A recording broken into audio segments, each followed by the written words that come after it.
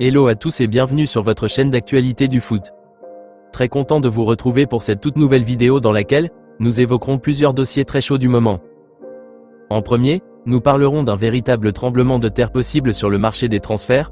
Le FC Barcelone tiendrait enfin le remplaçant de Robert Lewandowski, et attention, c'est du très lourd.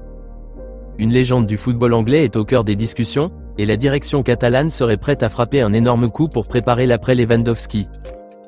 Ensuite, nous irons du côté de Lamine Yamal.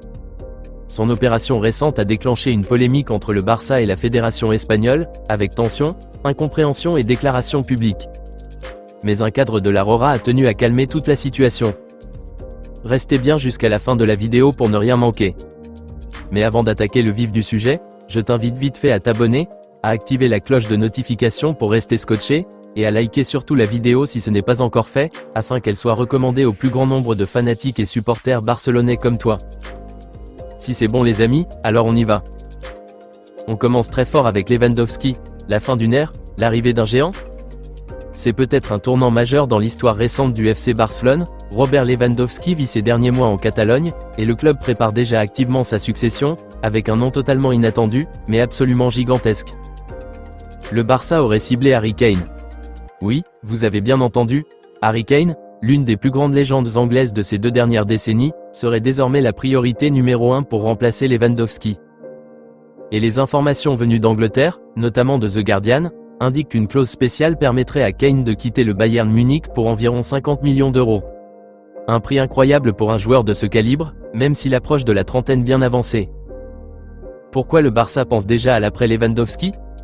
Parce que l'attaquant polonais lui-même a semé le doute.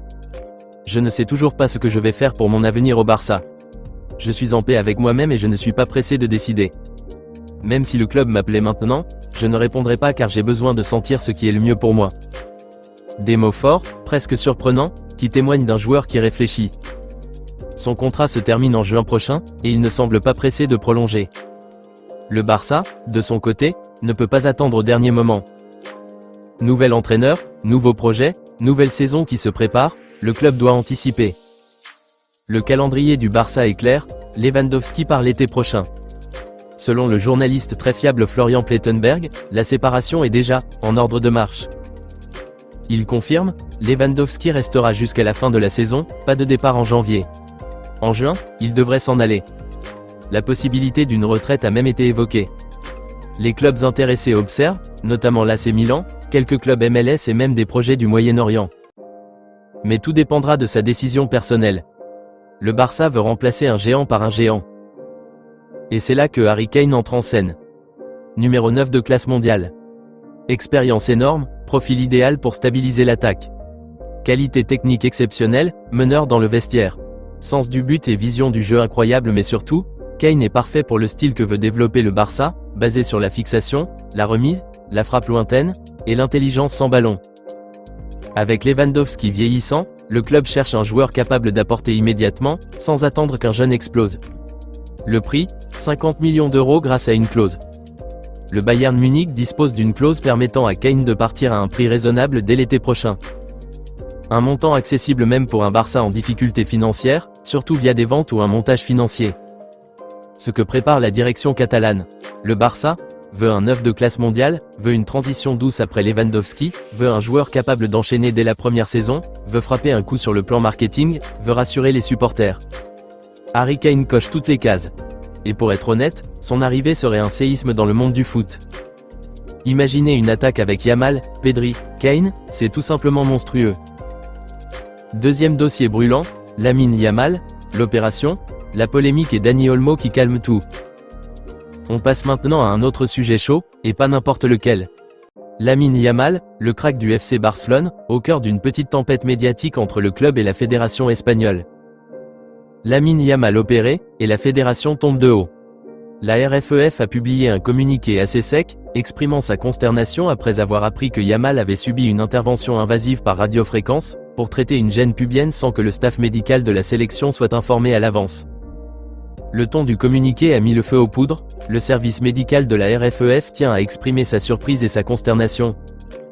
La fédération semblait clairement viser le Barça, accusé d'avoir agi sans prévenir la Rora. Deuxième tension en peu de temps, ce n'est pas la première fois.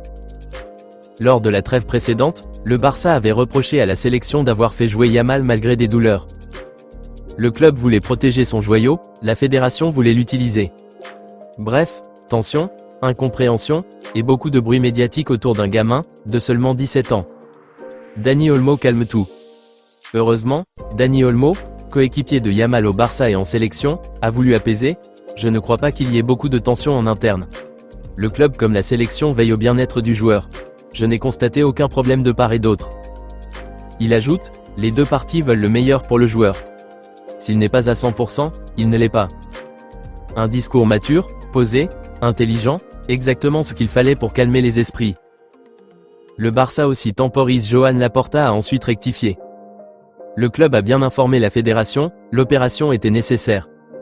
La période de repos tombait pendant la trêve, il n'y avait aucune intention de provoquer l'aurora. Et il insiste, le Barça agit dans l'intérêt du joueur, pas contre la sélection. La réalité, tout le monde veut protéger Yamal. La vérité, c'est que l'aurora sait qu'elle tient une pépite historique, le Barça sait qu'il tient un futur ballon d'or, les deux tentent de le gérer au mieux, et les tensions viennent surtout de la pression médiatique. Yamal est déjà au centre de tout, l'Espagne, le Barça, la Liga, les médias, les supporters. Et il vient d'avoir seulement 18 ans. Cette gestion sera l'un des défis majeurs des prochaines années pour éviter les blessures chroniques, la surmédiatisation, ou le burn-out. Voilà donc les amis, les grosses nouvelles à retenir aujourd'hui. Le Barça avance dans son plan de succession pour Lewandowski, avec Harry Kane comme priorité absolue.